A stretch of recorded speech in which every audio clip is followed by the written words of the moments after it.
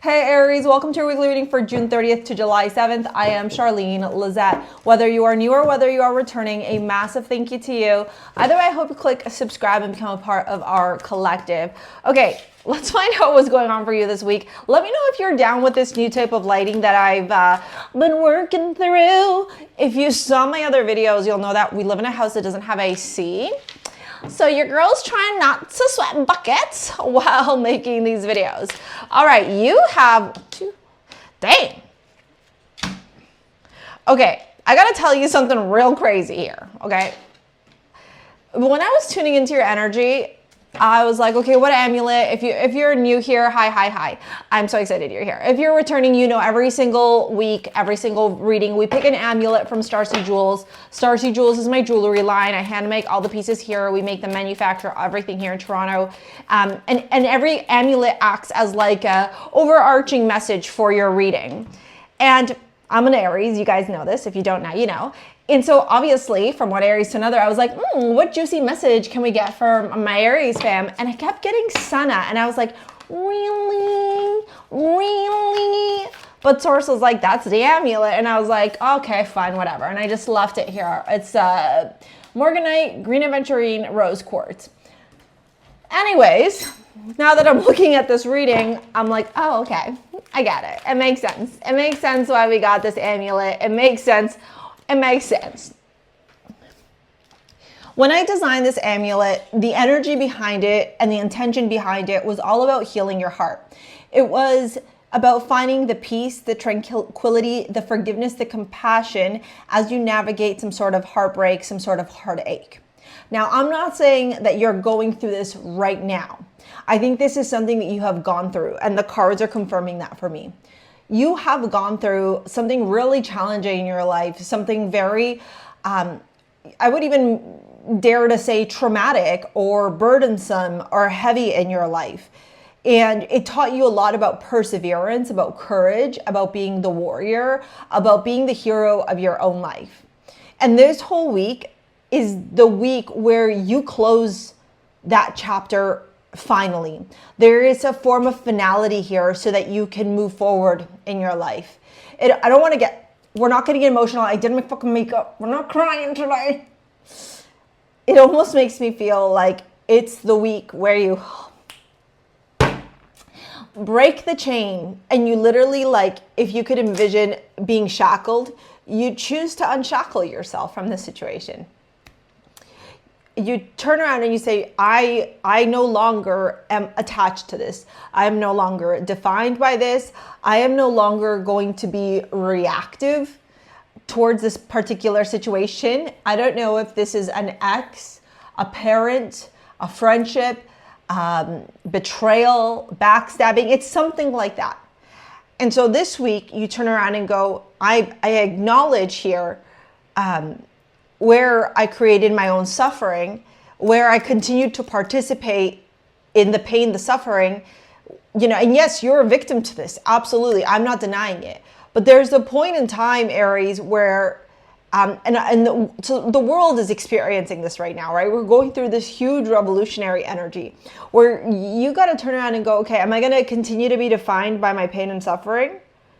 Or am I going to lean into taking control of my life? And that's what sana is. In Spanish, the word sana means heal. And for those of you that are Spanish, you'll know sana sana culito de rana or sana sana potito de rana, which means heal, heal, butt of a frog. It's like a cute little saying when a baby gets hurt or a child gets hurt, right? Si no se sana hoy día, se sana mañana, which means if it doesn't heal today, it's going to heal tomorrow. And this is the week where you heal. It's like, the scar is going to be a part of your life forever. And Aries, you guys have scars all over the place. It's like a badge of honor for an Aries to have scars. I've got tons of them. I know you do too. And so this is where you go, the wound is no longer open. The wound is no longer open. And Chiron is, I think, at like 26 or 27 degrees of Aries. So it makes a lot of sense. Chiron is the wounded healer. You are now healing from your wounds. What is happening here? What is this? Go away. Thank you. Okay, So let's dive into this reading. You got trine. Love this. This is a beautiful aspect to get in astrology. It's a beautiful aspect to have in your chart. And it says fluency, ease, talent, development, privilege, aptitude, self-comfort. Whenever we see a trine in astrology, there's a lot of harmony. There's a lot of peace. There's a lot of beautiful, auspicious qualities to it. And then we have Hareth, which is longing for home, homesick for the stars. And then we have pride. These are your oracle cards. I love myself and I see myself in everyone.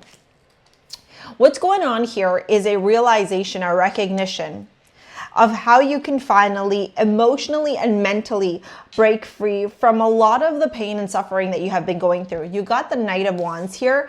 This is fast forward action, fast forward momentum, a lot of vitality, a lot of drive, a lot of fire, a lot of go-getter energy. To the Moon and the Hermit.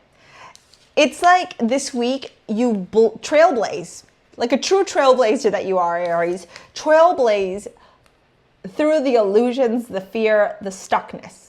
Because the moon is things yet not seen. The moon can be very, when we get the moon card, there's a lot of confusion. There's a lot of darkness.